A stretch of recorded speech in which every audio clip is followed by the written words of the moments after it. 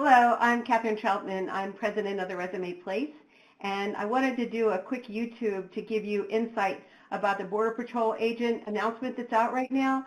So this is my website, the Resume Place, and I'm going to show you a sample resume here in just a minute. But I want to go to USA Jobs first, and I have typed in here Border Patrol agent, and I'm going to click on search, and there are a lot of jobs posted right now. There's 22 of them. And the one that I want to show you is this one here.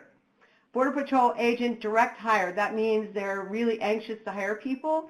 But what you have to look at carefully before you apply to this, which closes on the 7th, is the qualifications required.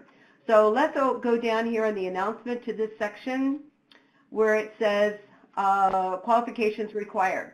And this is a really cool announcement. You could start at the 9 in a year, and then 2019, you're 11, 2020, you're 12. So these jobs are very attractive in terms of the salary. So responsibilities, this is what you're going to do if you get hired, but first you need to get hired. So let's go on down to qualifications, and here we go. A whole lot of information, requirements. Make sure you read all of this, very important. But here we go.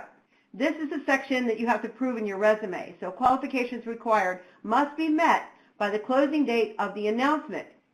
And it says if you do not have previous law enforcement or military law enforcement experience, you can apply for this other position, the 5 or 7, but I'm not going to click on that right now. I want to stick with this. So here we go. So if you want to qualify for the 9 and then target the 11, so this would mostly be law enforcement or military. This here, all this information here, is what you have to be sure that you cover in your resume. So you need to show in your resume, in writing, that you have had experience in making arrests, which means detaining people, handcuffing, restraining, and or have, that you see the and or, 1 year specialized experience that demonstrates you can develop and maintain a network of informants and all of these people to ensure continuity of enforcement. And the experience should include examples of criminal investigations, law enforcement database checks. Now see these words here? These words are really, really important and literal. You've got to put them in your resume so that the HR specialist can see them. This is how you're going to get best qualified. Show that you've obtained and execute search warrants. So at the Resume Place, we write resumes for people, and the big mistake that people make is that they don't take this content seriously. Literally, now don't copy and paste the whole thing in your resume, but show that you might have testified in court, you have administered an oath, exercised sound judgment, interpreting and dealing effectively with people in a courteous way. So this is a great big huge paragraph, and these are the words that need to go in your resume. I'm going to show you a sample in just a second. So now read all of that carefully. Now, how you'll be evaluated might say something else.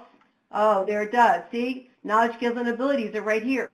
The best way to cover these is to give an example of these, if you can, in your resume, 2 or 3 sentences for each, so that it's very clear that you have these knowledge, skills, and abilities.